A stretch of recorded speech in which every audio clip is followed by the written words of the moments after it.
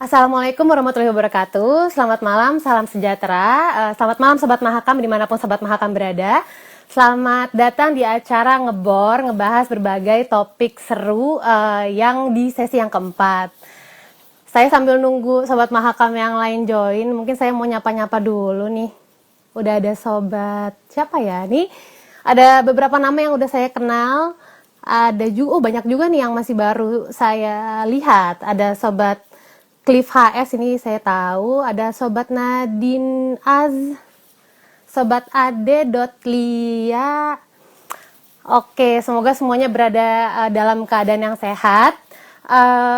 Ada yang mungkin di Balikpapan tadi saya udah lihat, di Jakarta, ada yang dari Samarinda, Sanga-Sanga mungkin, atau Palembang. Boleh loh disapa-sapa kita semua. Sobat Iwaeni, anyong. Oke, saya mau nyapa dulu sambil kita ngobrol-ngobrol. Saya mau izin pin nama acara kita hari ini.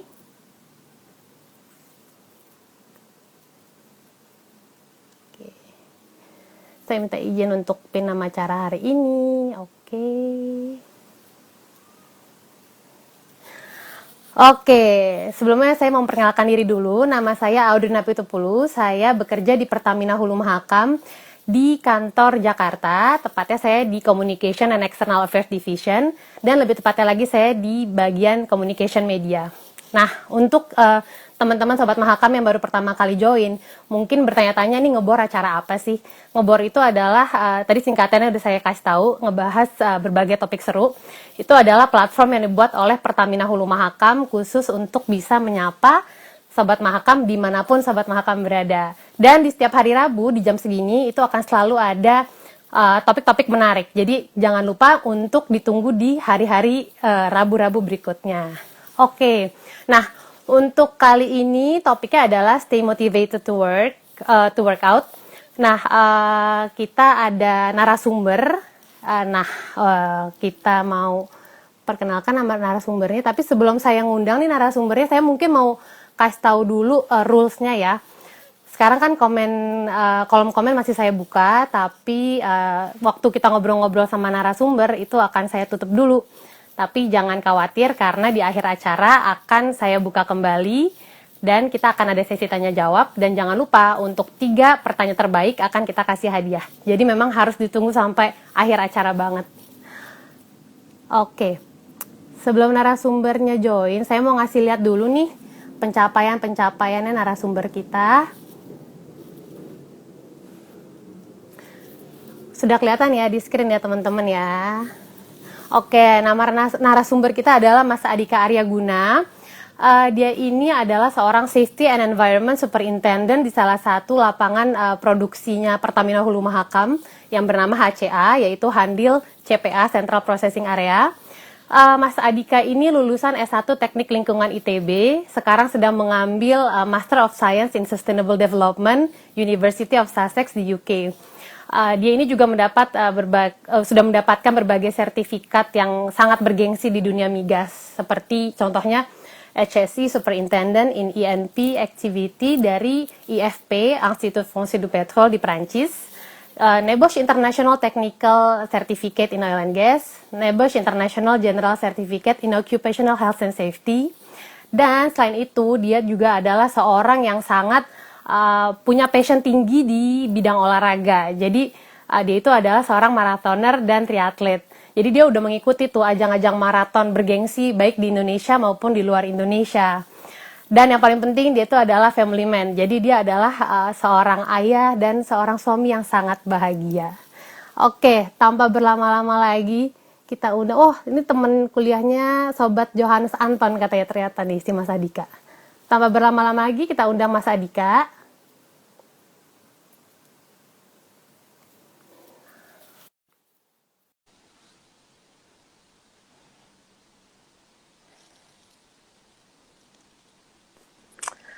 Halo, selamat malam Mas Adika. Halo, halo Audrey. Bentar Mas, saya mau offin dulu nih kita supaya Halo gambarnya jelas. Audrey. Halo Mas, sudah dengar suara saya dengan jelas? Halo, Iya, saya kedengeran? dengar suara Mas Dika jelas banget kok. Oke, oke. Oke, Mas Dika, Apa kabar Sobat boleh loh Mahakam? disapa-sapa dulu Sobat Mahakam nih sebelum saya nanti off komennya.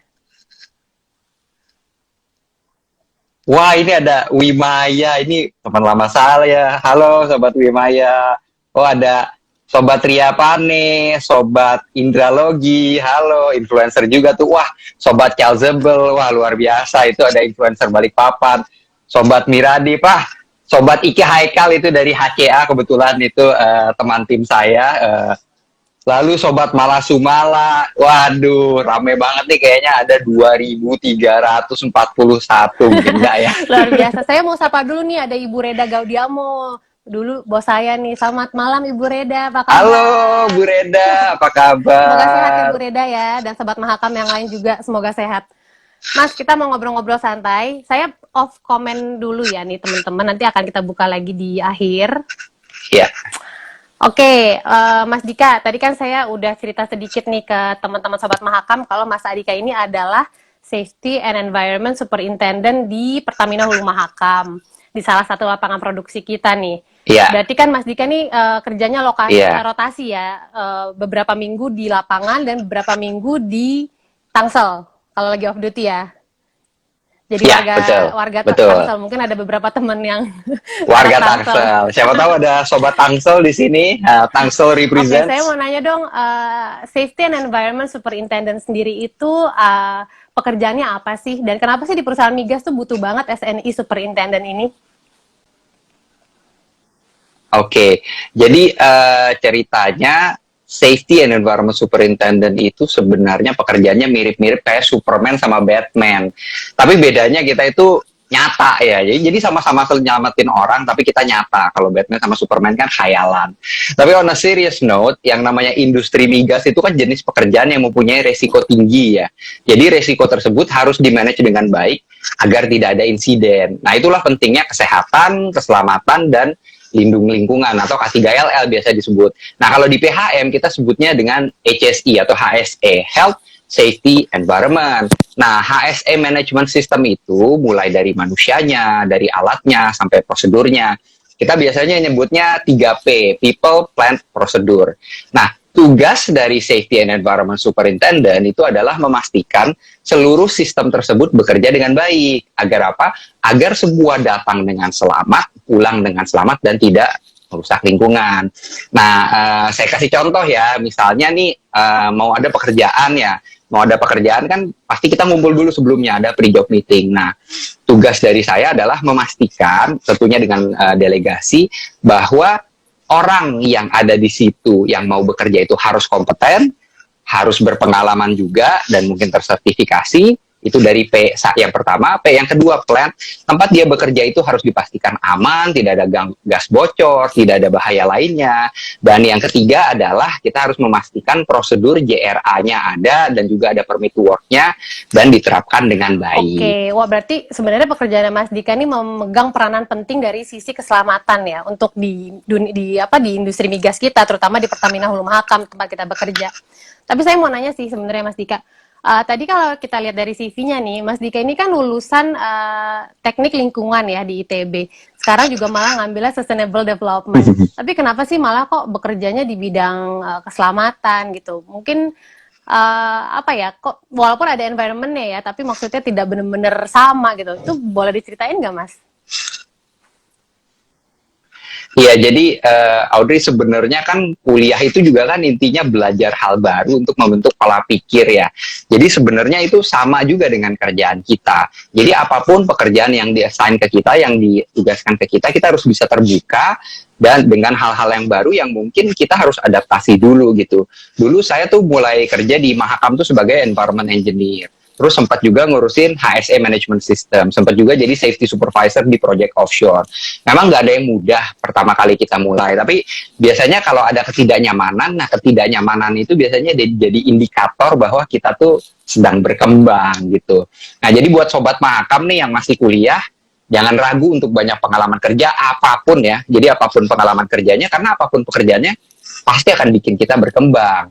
Nah, kalau tentang master's degree saya yang sekarang Sustainable Development, Itu sih karena saya percaya bahwa dunia tuh sekarang sedang berubah ke arah yang lebih baik dan I want to be a part of that Oke, change. wah luar biasa nih cita-citanya Mas Dika.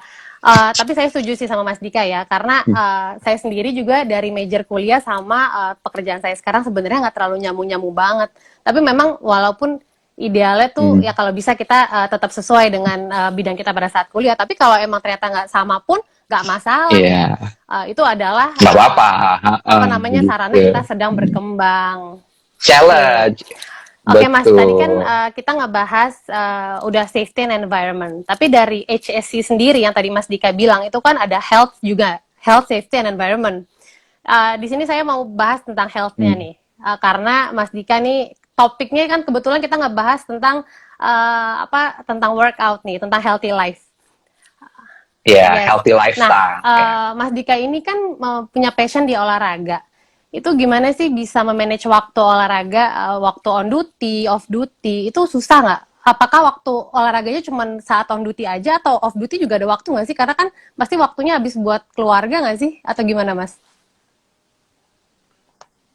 Ya sebenarnya sih nggak ngaruh ya kalau untuk saya itu mau di rumah atau mau di site karena bahkan pada saat tugas keluar kota pun atau lagi liburan sekalipun saya selalu mencoba menyempatkan untuk berolahraga karena saya merasa itu passion ya jadi saya merasa itu sudah suatu kebutuhan gitu. Nah kalau di site sebenarnya itu kita sudah tahu hidup kita itu seperti apa jam segini sampai jam segini ngapain jam segini sampai jam segini ngapain jadi sebenarnya kita bisa lebih mapping ya kita bisanya kapan tentunya dengan protokol COVID sendiri gitu. Nah sebenarnya lebih susah kalau untuk saya untuk olahraga saat off duty. Kenapa? Karena kan saya udah bekerja separuh waktu saya lah separuh waktu hidup kalau orang saya bilangnya. Jadi pas pas off duty itu harus pinter-pinter bagi waktu dengan keluarga gitu. Apalagi saya masih ada anak kecil yang nempel banget ke ayahnya. Jadi kadang saya juga curi-curi waktu pas dia tidur, pas abis subuh misalnya, atau siang hari bolong jam 11, jam 12, atau malah malam sekalian. Jadi intinya kalau itu memang sudah passion kita, pasti kita akan mencari cara sih untuk berolahraga. Oke, jadi kalau emang udah passion, udah langsung nyari cara gimana pun caranya nih ya. Mas, tapi kan kalau ngomongin keadaan kita sekarang nih ya, kita kan sekarang lagi di masa pandemi nih Mas. Walaupun kita punya passion yang tinggi di bidang olahraga dan mau cari cara, mau cari waktu gimana pun caranya tuh mungkin nggak mudah. Karena kita tuh sekarang di rumah masing-masing, keluar pun takut. Apalagi saya sih ngebayangin teman-teman mungkin yang cuma bisa di kamar nih, mungkin teman-teman yang ngekos ya lebih paham lagi, atau teman-teman yang di lapangan gitu, kalau memang tidak bisa keluar ke tempat yang benar-benar luas, itu gimana ya? Ada saran nggak sih dari Mas Dika untuk tetap bisa olahraga? Oke, jadi karena kebetulan saya kan backgroundnya juga HSE ya, jadi buat saya itu diterapkan di kehidupan sehari-hari. Jadi ketika ada sesuatu di kehidupan, saya coba menerapkan prinsip itu. Jadi kalau di HSE, prinsip pertama adalah compliance. Di mana compliance itu berlaku juga ketika kita mau berolahraga. Di masa pandemi ini, kita harus nomor satu itu compliance. Compliance ini kita berada di mana? Kita berada misalkan di site, ya kita ikutin aturan site tersebut. Kita berada di kompleks perumahan, kita aturin aturan kompleks perumahan tersebut. Kita berada di suatu kota, kita aturin aturan dari kota tersebut. Nah, setelah compliance baru kita ada yang namanya risk assessment. Jadi mungkin di kota itu dibebaskan karena di sini nggak ada apa-apa, udah bebas aja, bahkan nggak disuruh pakai masker. Tapi dari risk assessment bahwa resikonya akan lebih besar kalau kita terpapar, kalau kita nggak pakai masker. Nah, di situ risk assessment bermain.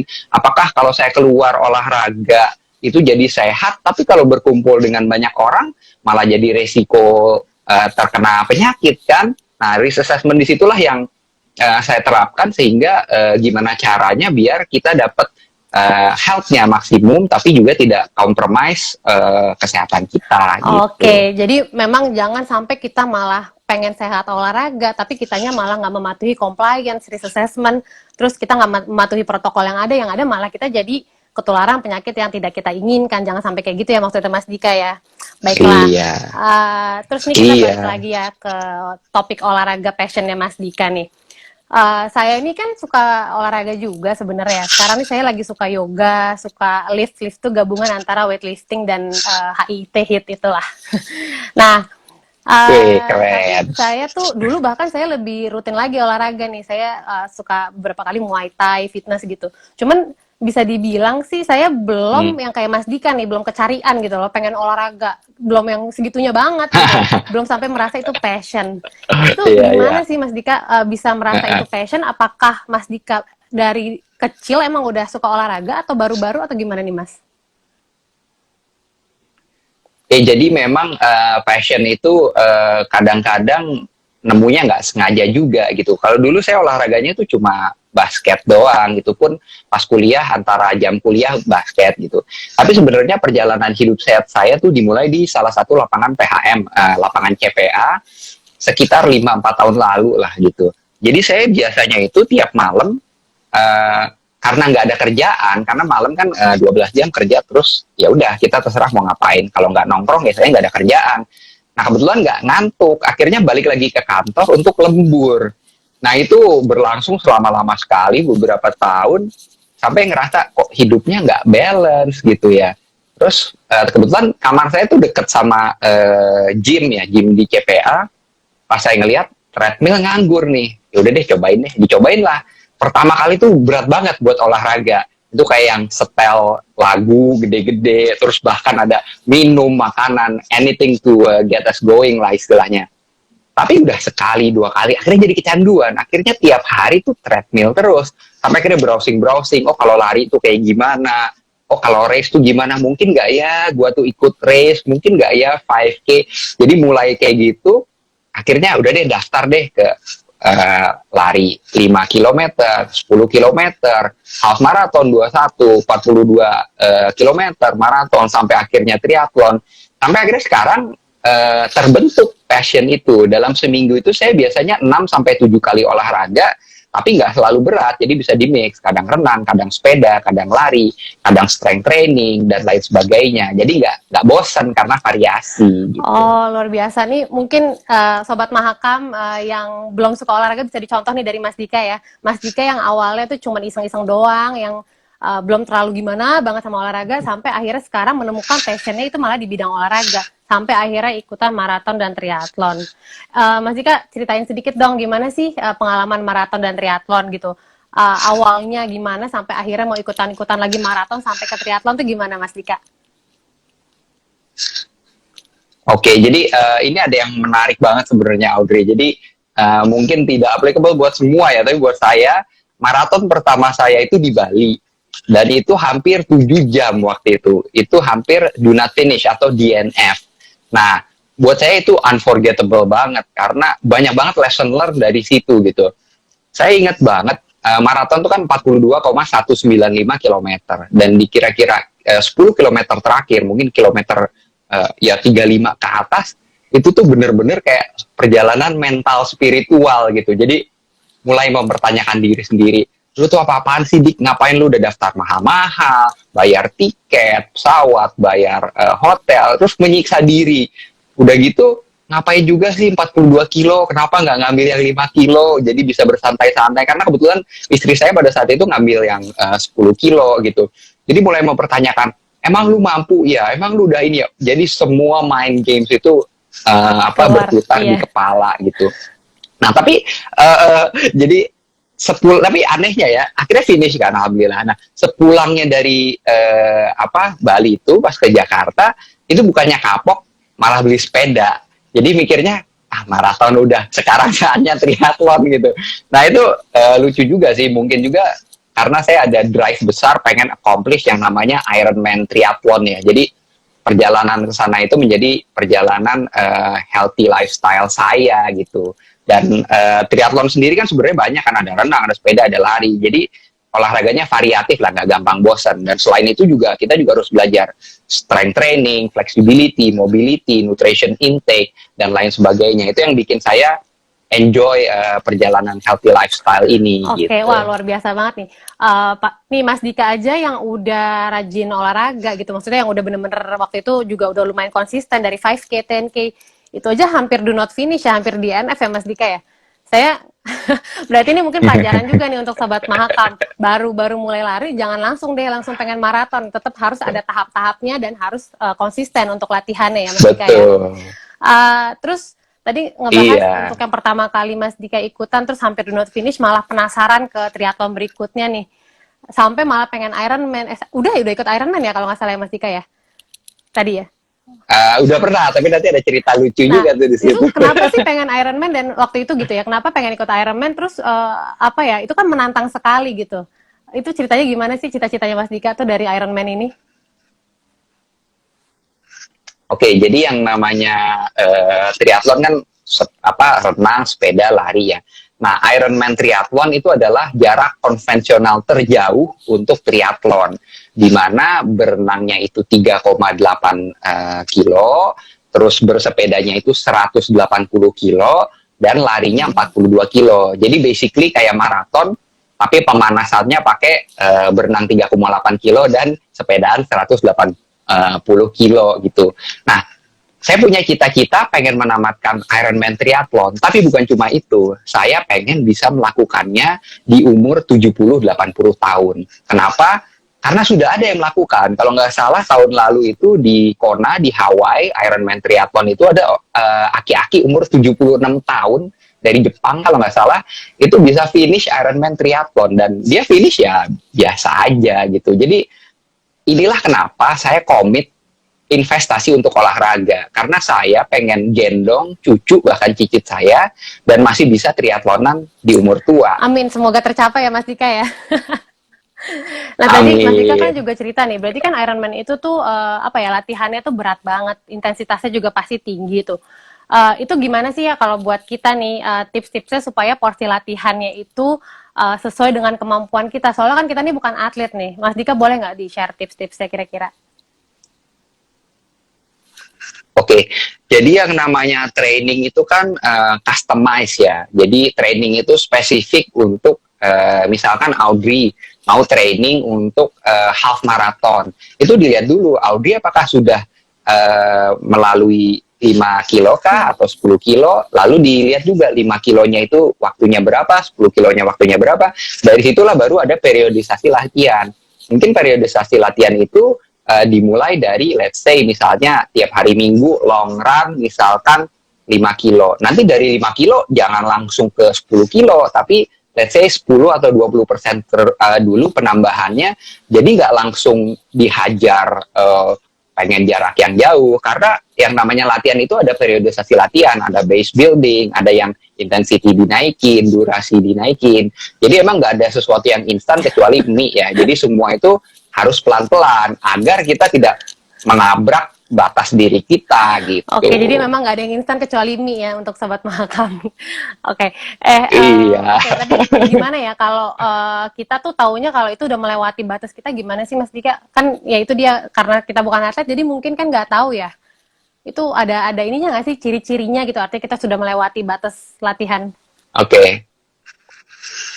Ya, jadi biasanya tuh kalau misalnya kita sudah melewati batas latihan, biasanya ada soreness ya, badan pegelnya tuh bukan pegel yang biasa, karena misalnya kita pegel itu karena menghasilkan laktat, itu pegel biasa ya, tapi pegel yang nggak selesai-selesai, yang bikin fatigue itu mungkin kayak DOMS ya, delayed onset muscle soreness, itu yang sampai kita latihan sekarang, besoknya badan sakit-sakit semua gitu. Itu salah satu kita overtraining juga gitu.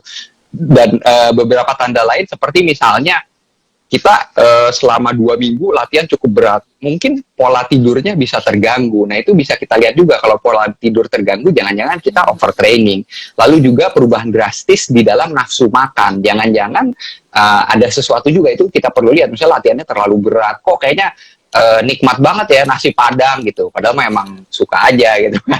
Nah, lain lagi kalau misalnya kita punya heart rate monitor, jadi kalau kita punya smartwatch, kita mendetek heart rate kita, itu kelihatan ada perbedaan. Jadi yang sehari-hari pada saat kita nggak ngapa-ngapain itu dibilang resting heart rate-nya itu di X, mungkin pada saat kita kecapean itu X plus 10 atau X plus 20 gitu. Nah itu bisa menjadi salah satu indikator bahwa kita sudah fatigue atau overtraining. Oke, jadi saya juga baru ngasih ciri-ciri itu, berarti bisa jadi dari perubahan pola makan, perubahan pola tidur, Bahkan kalau badan tuh yang kayak sakit-sakit banget gitu, yang udah apa namanya, karena intensitas olahraga yang terlalu tinggi, tuh mungkin tuh adalah salah satu ciri-ciri kalau kita tuh udah overtrain gitu ya Mas ya. Berarti langsung besoknya kita Protein harus ya, rest day ya, betul. itu istilahnya ya. Ha-ha. Iya, ya mungkin kita rest day pasti, tapi kita harus lihat dulu juga komponen apa yang bikin kita apa namanya sakit gitu. Apa mungkin sudah tepat durasinya tapi intensitasnya terlalu tinggi, atau intensitasnya sudah tepat durasinya terlalu tinggi. Jadi itu memang pentingnya kita naik tuh secara bertahap, karena kalau tidak mungkin over fatigue itu kalau kita naik pelan-pelan tuh nggak mungkin. Pasti kalau overtraining itu karena kita langsung pengen loncat ke sesuatu yang lebih tinggi atau lebih kencang. Oke, jadi gitu. memang harus bertahap nih ya. Wah, oke. Saya juga ini deh untuk pelajaran buat saya juga nih. Terus kalau kembali lagi ke maraton sama triathlon tadi nih ya, boleh tahu nggak sih apa sih pengalaman yang paling membanggakan untuk Mas Dika, dan juga yang paling bisa dibilang mengecewakan atau Mas Dika nggak puas? Boleh diceritain dong, Mas? Yang membanggakan ya, jadi mungkin kalau yang membanggakan itu mungkin nggak membanggakan juga ya, cuma menurut saya itu buat saya sih suatu prestasi ya. Jadi yang namanya perlombaan-perlombaan kan ada podium ya. Nah pada saat kali itu kebetulan di Belitung Triathlon saya naik jadi juara 3 gitu. Ya alhamdulillah sih, waktu itu nggak nyangka juga ya. Tapi selain itu ada juga sebenarnya kisah yang kurang kurang yang menyedihkan sih sebenarnya, tapi mungkin saya share aja lah karena sebagai lesson learn buat teman-teman gitu. Jadi ceritanya tadi benar yang kata Audrey, ke tahun lalu itu saya sudah mengikuti yang namanya Ironman Triathlon gitu, yang dibilang itu the toughest one day sports katanya gitu kan. Nah itu di Melangkawi, Malaysia. Kebetulan saya pakai bajunya tuh Ironman Malaysia. Keren-keren. Gitu. Nah waktu itu tuh istri saya udah ikut, anak saya ikut pas dia lagi ulang tahun. Nah ceritanya saya tuh pengen kadonya itu finish bawa banner selamat ulang tahun Audra gitu ya, namanya bapak-bapak kan pengen membahagiakan anaknya ya. Tapi ternyata ya takdir berkata lain gitu. Setelah saya renang 3,8 km, terus saya sepedaan 110 km, setelah beberapa kilo tiba-tiba saya dihadang sama panitia gitu, di stop gitu. Saya bingung kenapa nih gitu kan. Nah, ternyata ada aturan bahwa di beberapa seksi sepeda, kayak misalnya di kilometer 35, di kilometer 70, di kilometer 90, di kilometer 110, itu tuh ada cut off time atau waktu-waktu yang harus dilewati sebelum bisa lanjut gitu. Nah, saya tuh nggak baca peraturan itu. Jadi, kira-kira mungkin 10 kilometer sebelumnya, saya tuh baru saja bersantai-santai karena pikir ini belum setengahnya, ini baru setengah hari. Hari masih panjang gitu, karena kan cut off time-nya tuh 17 jam full Ironman itu. Jadi saya tuh kira-kira 20 menit ganti baju, makan dan lain sebagainya. Nah pas tiba-tiba di stop, itu padahal tubuh masih penuh dengan energi, yang namanya mikir masih setengah perjalanan lagi ya, tiba-tiba di stop. Itu buyar udah semua training selama bertahun-tahun, harapan mau nyenangin anak istri itu buyar semua. Tapi itu truly a humbling experience buat saya, di mana saya harus nelen pride bahwa berhenti lomba karena nggak baca aturan lomba. Konyol sih, tapi saya percaya what doesn't kill you makes you stronger. Dan tahun depan insya Allah saya mau coba lagi lah Ironman Triathlon. Doain ya Audrey dan Sobat Amin, Makan. amin. Semoga bisa ya Mas ya. Dan semoga pandemi berlalu nih, jadi bisa ikutan Ironman berikutnya. Amin. Nih, Mas Dika, tapi menarik deh kalau saya tuh dengar-dengar cerita Mas Dika gitu ya. Dari waktu pertama kali maraton hampir di NF do not finish gitu ya. Terus Mas Dika malah penasaran pengen ke triathlon. Udah gitu Ironman hanya karena nggak baca aturan gitu, terus yang akhirnya nggak selesai. Itu malah sekarang penasaran pengen Ironman melulu gitu sampai nanti di usia 70 tahun kan Mas Dika bilangnya. Saya tuh jadi penasaran nih, Mas Dika tuh pernah nggak sih selama olahraga tidak termotivasi? Soalnya kan ya kalau saya sendiri sih sering banget tuh yang kayak lagi olahraga, aduh males deh, besok aja deh gitu. Ya kalau dengar dari cerita Mas Dika, kayak Mas Dika nggak kayak gitu ya. Mungkin boleh di-share nggak sih tips-tipsnya ke Sobat Mahakam nih, kalau lagi nggak termotivasi gimana, dan Mas Dika sendiri pengalamannya gimana Mas?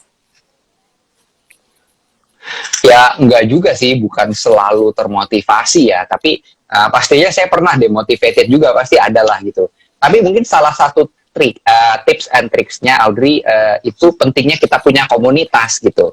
Saya tergabung di banyak komunitas seperti Triathlon Buddies, G10 Triathlete, G10 Runner, itu alumni ITB, terus Tri Barudak Bandung, Gajah Ribut 2001, dan yang pastinya yang di lapangan HCA Runners gitu. Mungkin banyak yang nonton juga HCA Runners nih.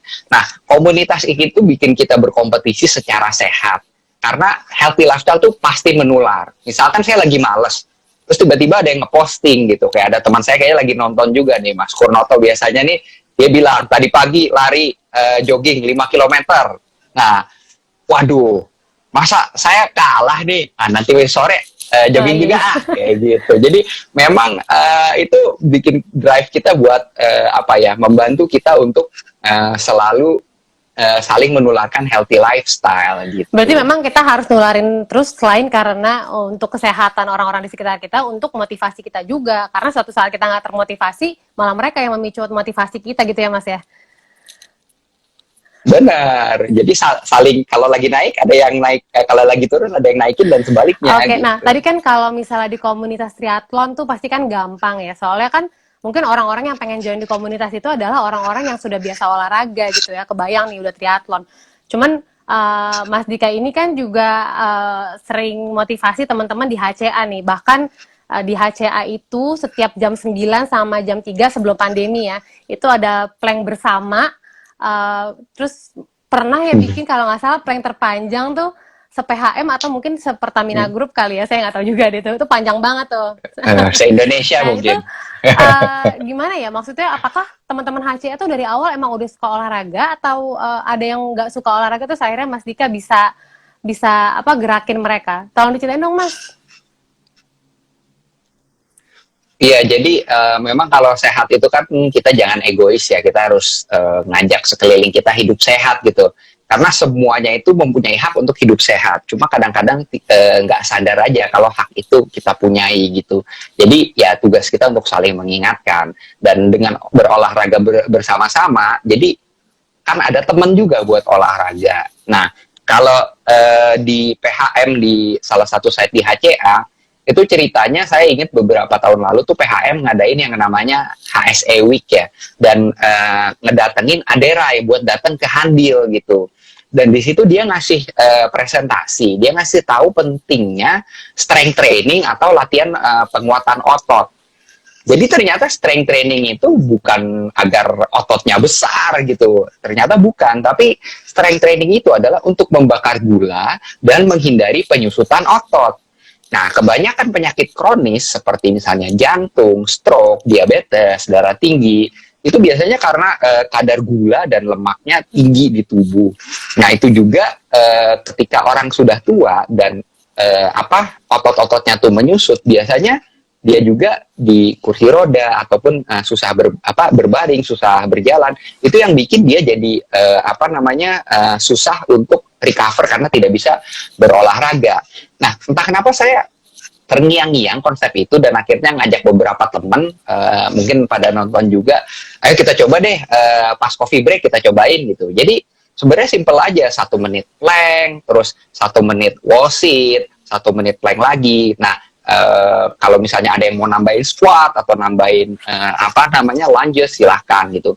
Tapi akhirnya ternyata setelah sekian lama itu berjalan, ternyata jamaah plankiyahnya ini makin banyak gitu, dan entity iya itu karena kita ada grup kan ngepost ya, kita juga ngepost gitu, dan akhirnya semuanya ikutan gitu. Dan akhirnya iseng saya coba propose ke atasan saya, site manager pada saat itu, bisa nggak dijadiin program memang untuk HCA. Nah, karena itulah ada public address tuh di HCA setiap jam 9 pagi dan jam 3 sore diingatkan untuk peregangan dan berolahraga penguatan otot gitu. Nah, yang bikin serunya itu waktu itu kita memang bikin event yang tadi Audrey bilang, itu kita bikin plank terpanjang di Pertamina deh kayaknya. Jadi itu hampir 280 meter, itu ratusan orang itu berjejer, terus disorot pakai drone gitu kan. Itu ada di IG-nya PHM, jadi sobat Makam coba lihat-lihat IG-nya PHM dan dicek ada di situ. Jangan lupa di-follow juga.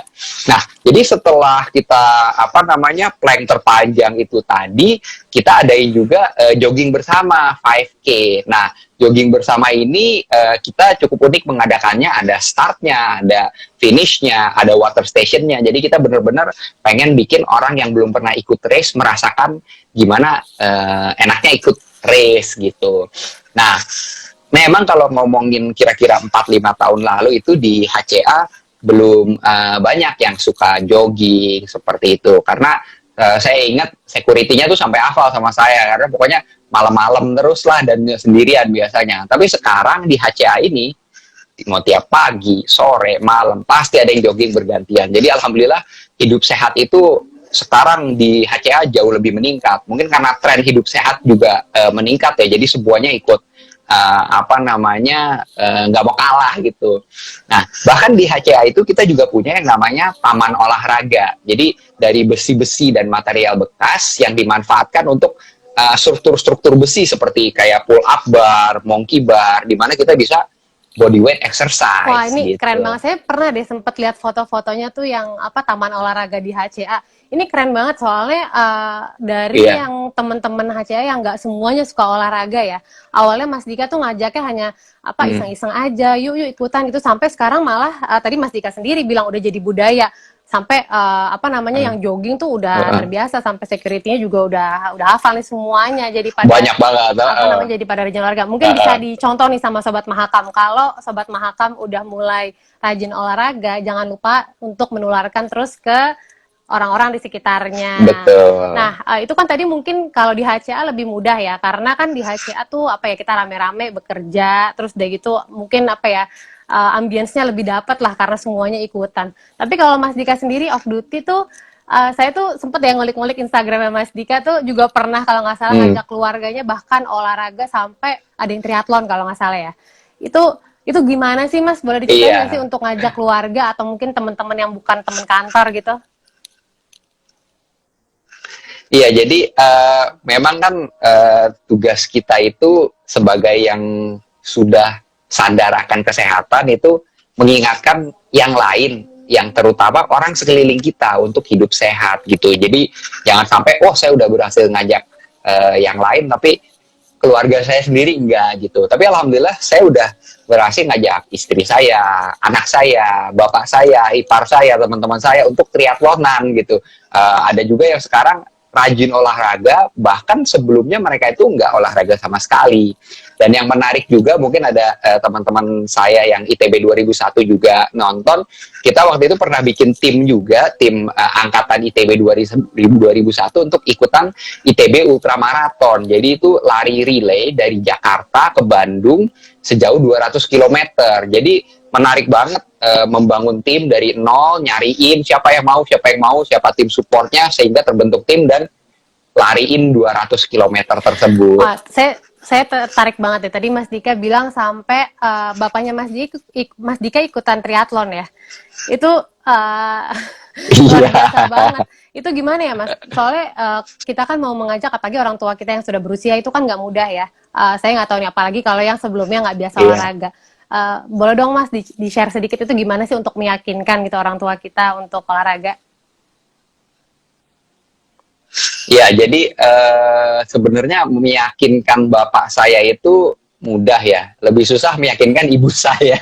Karena namanya ibu-ibu ya, pasti dia protektif banget kan. Apalagi yang namanya bapak saya itu kan sebenarnya sudah pernah kena heart attack. Jadi udah jadi Lord of the Rings. Maksudnya udah ada 3 cincin di jantungnya gitu. Tapi juga kan saya harus nggak boleh sembarangan. Saya ngajak pun penuh dengan perhitungan gitu, namanya orang tua saya sendiri kan.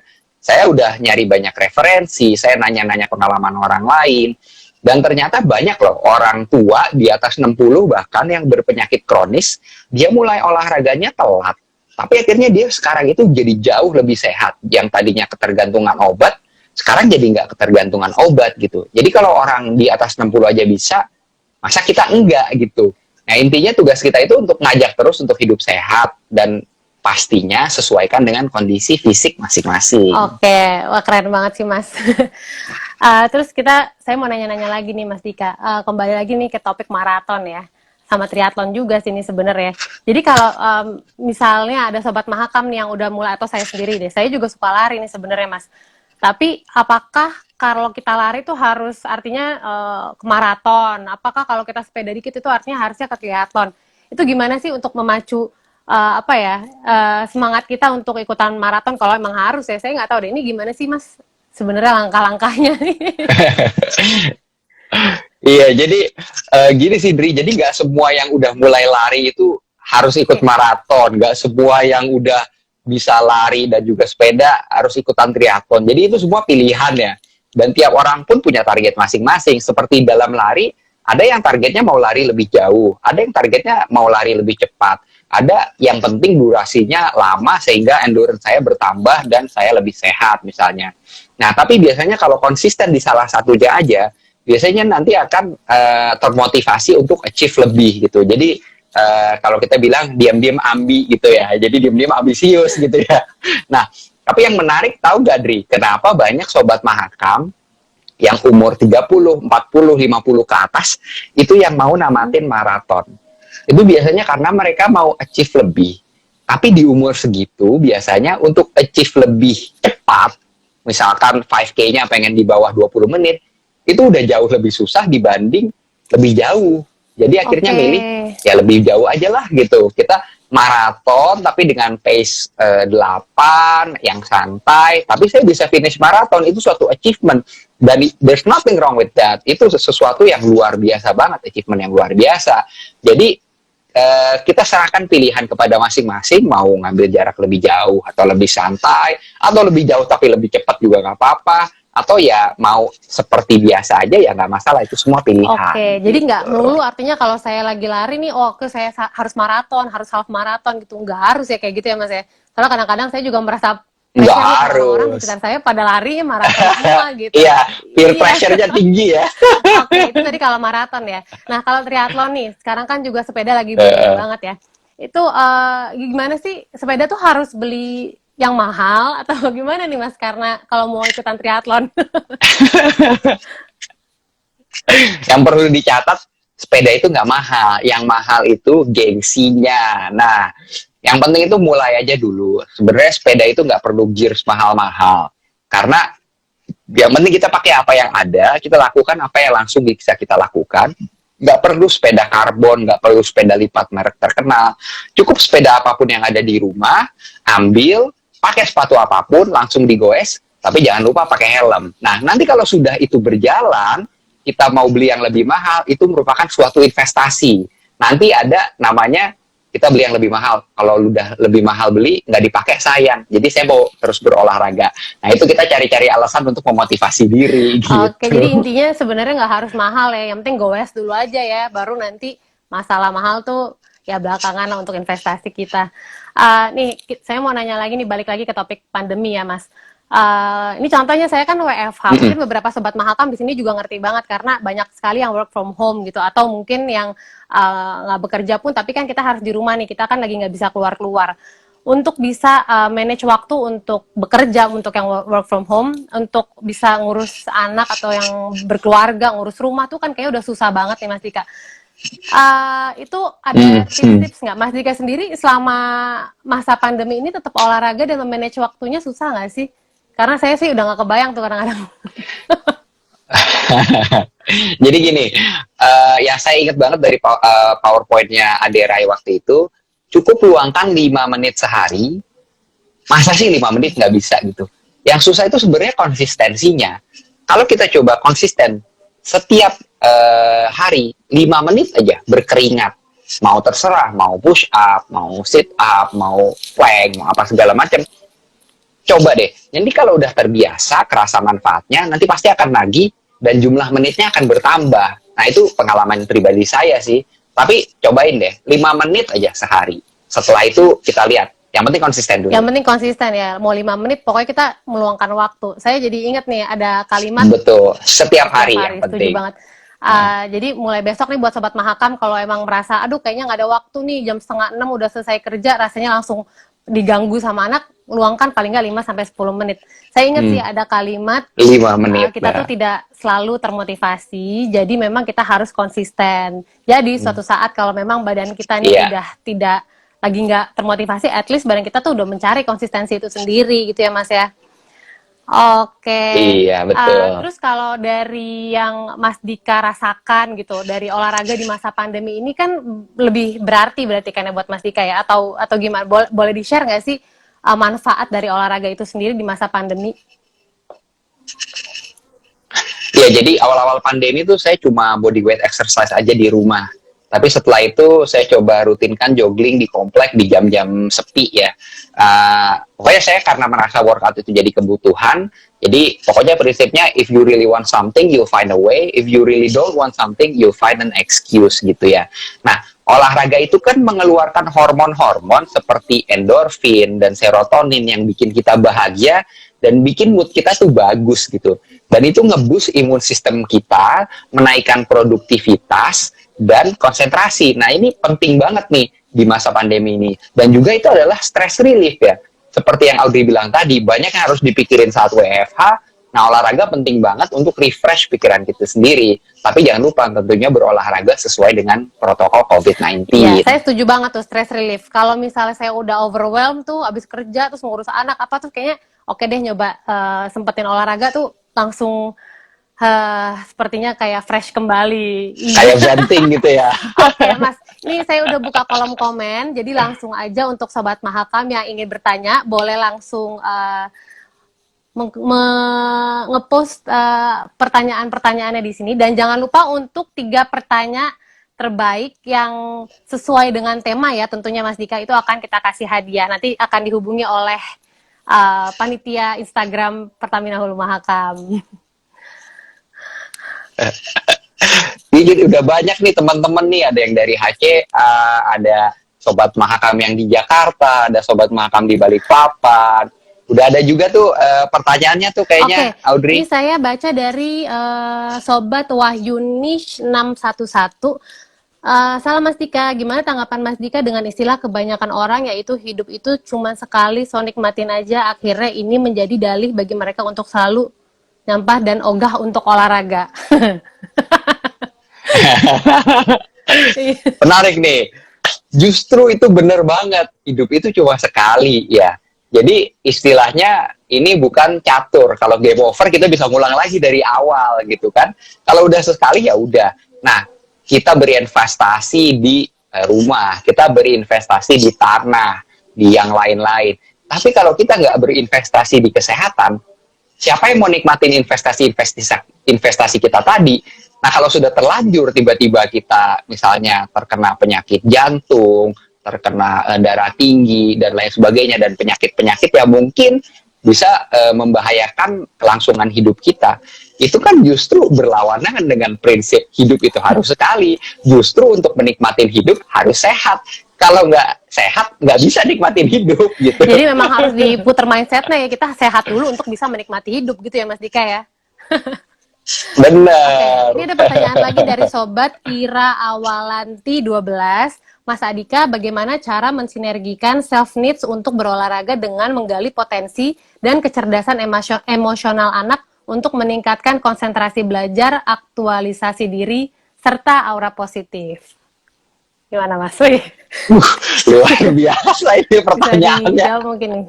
Ya, saya bukan ahlinya ya, tapi yang jelas perhatiin deh, ketika anak-anak itu berkeringat, berolahraga, mereka itu tidurnya jadi lebih enak, pasti nih. Terus kayak misalnya saya ngajak anak saya untuk jalan-jalan keliling komplek aja ya, itu pasti nanti makannya lebih lahap, tidurnya jadi lebih enak. Jadi yang penting kita berkeringat dulu, berolahraga. Tapi kalau sama anak, jangan maksain, kita cuma introduce aja apa yang kira-kira menurut mereka senang, baru kita arahin ke sana. Saya juga pernah anak saya pernah saya ikutin triathlon, nggak setiap hari saya kamu harus sepedaan, nggak harus lari, dia nggak mau juga kan ya. Mau lari nggak ditemenin, mau keliling komplek nggak ditemenin. Paling kita cuma bisa gitu aja sih kalau sama anak, agar mereka terstimulasi untuk berkeringat. Nemenin gitu. anak tuh penting banget ya supaya mereka merasa ada yang encourage gitu ya Mas Dika ya.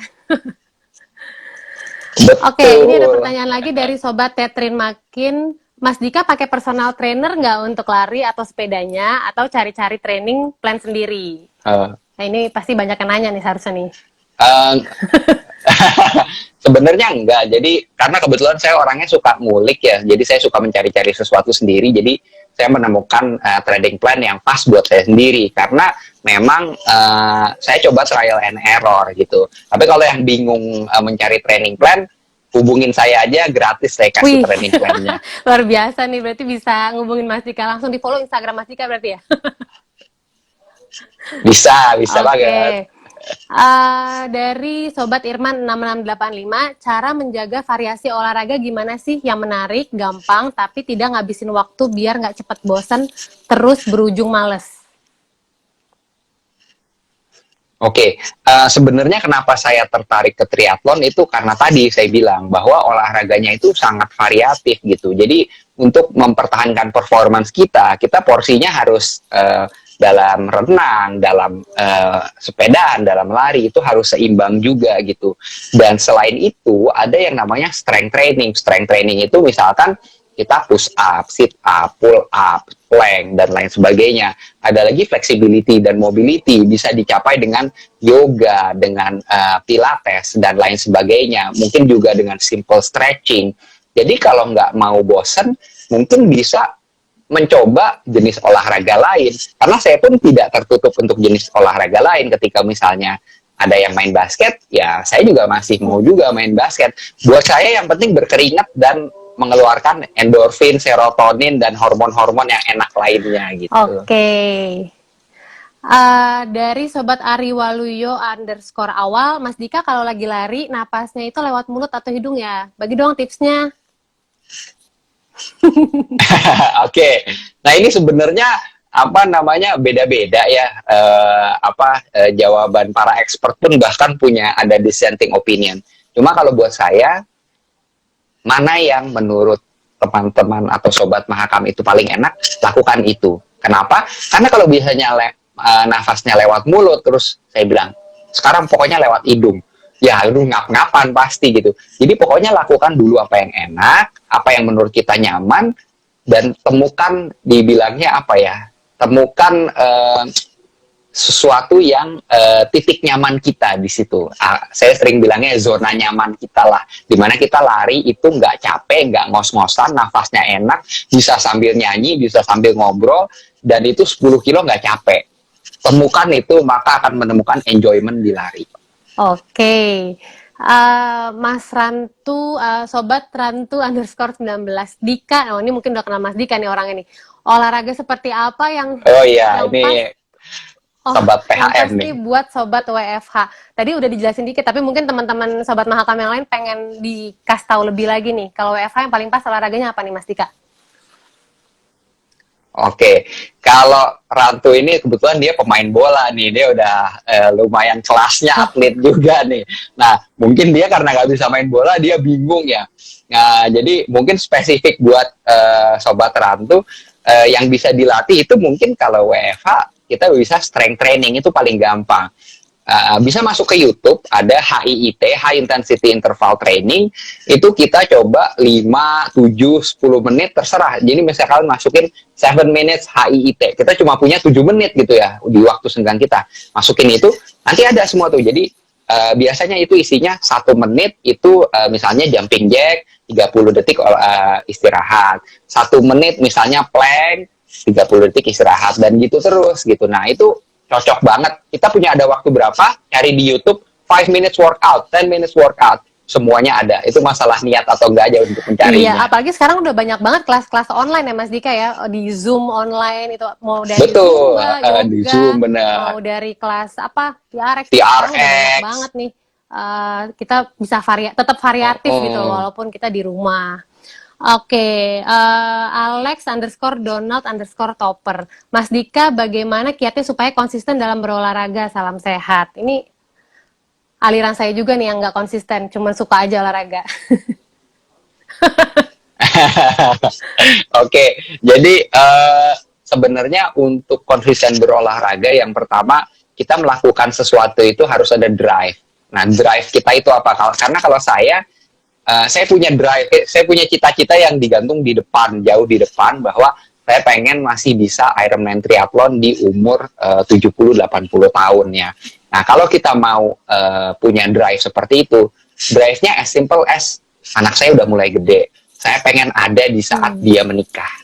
Itu udah drive yang sangat besar. Saya pengen ada di saat dia mempunyai anak pertamanya. Saya pengen gendong cucu pertama saya. Drive-drive seperti itu yang harus kita masukkan ke otak kita, bahwa kalau kita nggak olahraga, siapa yang mau bikin diri kita sehat? Karena ya itu it's up to us sendiri gitu. Jadi memang harus ada drive. Drive itu bisa, yang paling utama adalah tentang kesehatan kita. Betul. Walaupun dipicu dari orang-orang yang kita sayangin di sekitar kita ya Mas ya.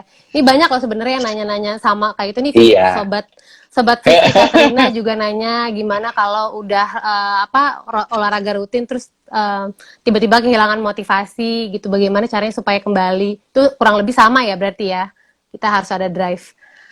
Iya, cari drive. Oke, ya terus kita next ada lagi Sobat Harry Ritz.